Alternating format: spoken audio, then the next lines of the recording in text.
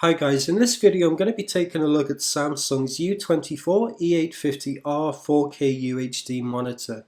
This is the smallest in Samsung's UE850 range of UHD monitors, the others being the 28-inch and the 32-inch. Apart from the screen size, the specs of the three models are very similar, although Samsung's website lists the 28-inch model as having a TN panel, while this 24-inch model and the 32-inch both have PLS panels, which have much better color and contrast at off-center viewing angles. All three models obviously have a 3840 by 2160 pixel resolution and a 60 Hz refresh rate. The monitor has a fairly industrial design in gunmetal grey with sharp edges and a significant bezel around the edge of the screen. Here's a side-on view of the screen to give you an idea of the footprint. On the bottom bezel at the right are 6 buttons, and by pressing the leftmost button you can bring up the on-screen menu. Under the picture menu you can alter the brightness, contrast and sharpness, and there's a color sub-menu where you can individually alter the red, green and blue components, or select between 5 preset color temperatures, ranging from Cool 2, which gives you a very blue image, to Warm 2, which gives you a very yellow image. There are 3 predefined gamma settings, and there's also an eye saver mode which basically reduces the blue light along with the contrast and brightness. There's also a game mode which seems to do the opposite of eye saver mode, giving you increased contrast and brightness. This can be set to off, on or always on. The response time can be changed between standard, faster and fastest. The faster the response rate, the better as far as I'm concerned, so I always leave this set to fastest. I can't imagine a scenario in which you would actually want slower response rates, but the option is there if you need it. There's also a menu to change the various picture-in-picture and picture-by-picture settings which allow you to view 2 input sources, for example mini DP and HDMI on the screen at the same time. Next, in the system menu you can turn FreeSync on or off. FreeSync is a technology designed by AMD to sync the game's frame rate with the monitor's refresh rate to reduce tearing. Looking at the rear of the monitor, there's a cable clip near the bottom of the stand to help with cable management. From the left we have the power input, which is a standard 3-pin kettle lead. Next, to the other side we have HDMI in. This has full HDMI 2.0 support with 60 Hz refresh rate at 3840 by 2160. Next, there is a full-size DisplayPort 1.2 input and a mini DP input.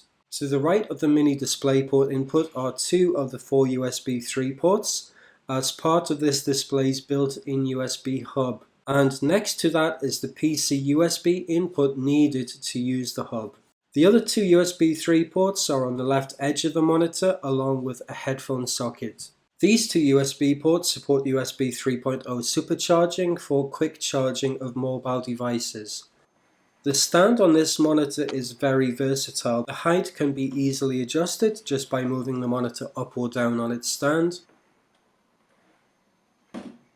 It can also be swiveled by around 25 degrees left or right, and it can be rotated by 90 degrees if you want to use it in portrait mode. I use this monitor with my 2015 MacBook Pro running macOS 10 El Capitan, and under macOS the display defaults to a Retina 1080p equivalent. But if you hold the Option key while clicking Scaled, you can see all of the available resolutions from 1152 by 648 right up to the full 3840 by 2160. The best compromise for me between screen real estate and the size of text and icons was the 2560 by 1440 mode. This gives you a decent amount of screen space to work with while leaving text readable. Running at the full UHD resolution just isn't practical on this 24-inch screen, with everything being too small to read, but it may well be usable on the 32-inch version. This being a PLS panel, viewing angles are very good with little loss of color saturation or image clarity, even at extreme viewing angles.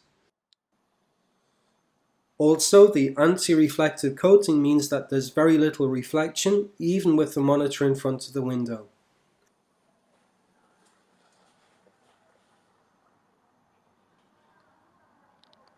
Image detail is excellent, especially if you're used to a 1080p or QHD monitor. The UHD resolution combined with the high pixel density means that images and text appear very sharp and detailed, even when viewing at very close distances. I was using this monitor primarily with my MacBook for photo editing in Lightroom and video editing in Final Cut Pro 10.